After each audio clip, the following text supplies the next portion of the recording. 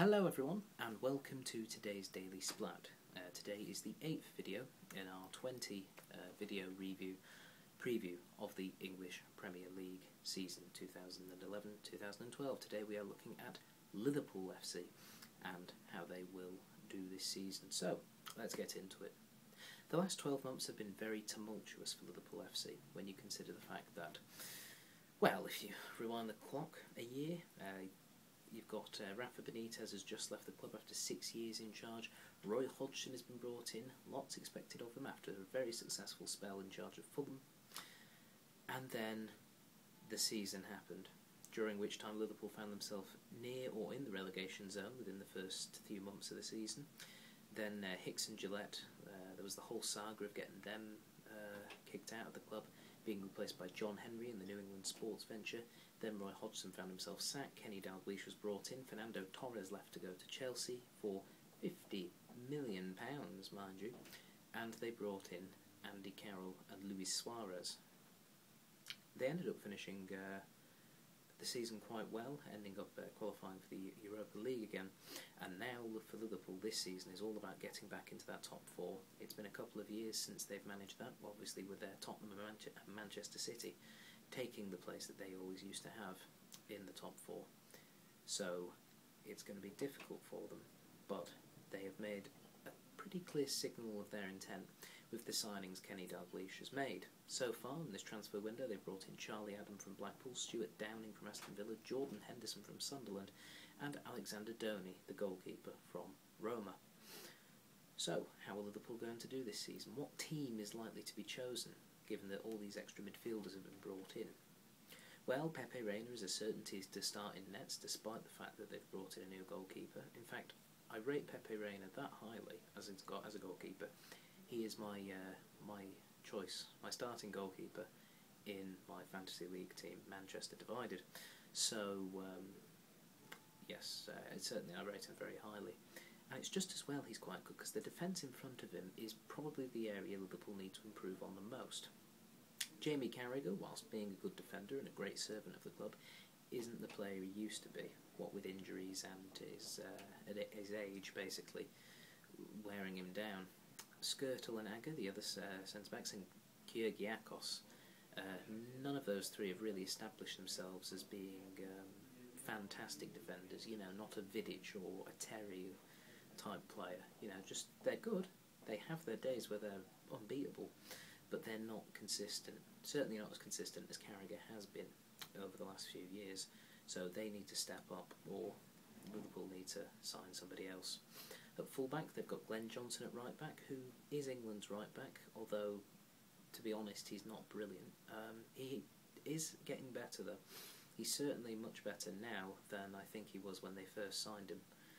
And he's defending slightly better, but I still think he's a winger that's been moved into the right-back position. At left-back, that's where the problem remains, obviously, but they've got a couple of younger players coming through who could possibly play there. It'll be interesting to see who Dalglish picks to play in that area of the field. Up front, of course, there's Andy Carroll, who's the main striker. Gone are, you know, the likes of Barbel and Torres. Luis Suarez will be playing up there a lot, you imagine. And, of course, there's Dirk Kuyt, although he is more of a midfield type player. He is certainly one that can move forward and play in that role. The midfield is the key thing. For ages, Liverpool have been screaming out for a decent winger. I believe now that they've got Stuart Downing, they do have that decent winger. Downing was very, very good, and I do feel he's a little underrated. And I think he could potentially be a very good player for Liverpool FC. It remains to be seen, but I think he'll be providing the service that Carroll needs, and, you know, to an extent Suarez needs as well. The middle of the park is the interesting thing. Now, we know Steven Gerrard isn't going to be fit for the start of the season. Even with him out, you've got a potential choice for those midfield spots of Raul Meireles, Lucas, Aquilani possibly, who is actually back from his loan, although it's rumoured he's off to Fiorentina, but he is currently still an option. Dirk Kuyt, who has been playing there a lot, although he will probably be playing right mid, or battling with Maxi Rodriguez for that right mid, right wing position. So, sorry, Meireles, Lucas, possibly Aquilani, Charlie Adam, Henderson. So that's 5. And then obviously there's Gerrard, which is 6, Jay Spearing, which is 7. And, you know, I there isn't 7 spots in there. They have options though, which is the main thing. Now, if they're playing 3 men in midfield, their best options: Gerrard when he's fit, Charlie Adam, I think, would be the second in that list, and third, I would say Raul Morelos, because he was very, very good in the second half of last season, and I think he needs to stay. And there's Christian Poulsen as well. I completely forgot about him. So you've got 8 midfielders to choose from. However, Poulsen, I don't think is a particularly great player. Certainly not of the quality level Liverpool need to be breaking into that top 4. All in all, though, it is a very interesting team lineup. And how do I think they'll do? Well, before I continue, obviously I should qualify with the fact that many of you who've watched other ones will know I am a Manchester United fan, and that I am not a fan of Liverpool. Let's just put it that way. However, I have reviewed it as objectively as one can. Well, as I can.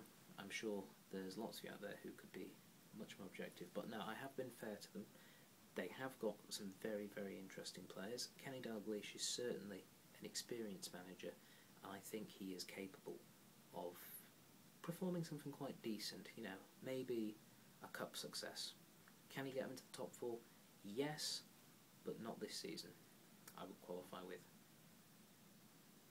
I reckon Liverpool will finish 5th. Now, that's not to say that they won't. Well, it is, but it's not to say that it's not beyond their capabilities. Certainly, if any of the current top 4 slip up, if Arsenal don't recover from the terrible end of last season and continue to stutter into this new season, if Chelsea don't settle under Andreas Villas-Boas, if for some reason Manchester United and Manchester City have dreadful starts and Liverpool have a good start, they are certainly capable of breaking in and stealing a spot off of one of those clubs, and I certainly think they're much more capable of doing that than Tottenham at the moment. However, I can't see Liverpool finishing in the top 4 because I don't think any of the other 4 clubs that finished above them are going to mess up so badly. I do think they will finish above Tottenham, as I've mentioned, and I actually think they will have a better points tally for this new season than they did last season. So, not quite top 4, but certainly if any of the others drop the ball, they will be the first ones there to sneak in. That is my reckoning of Liverpool. And it just gets more fun for me as a United fan, because tomorrow I've got to look at Manchester City and say how I think they'll do. Obviously City haven't really splurged on the players everyone expected them to until recently with the signing of Aguero, but that is a matter for tomorrow. So, until then, bye-bye.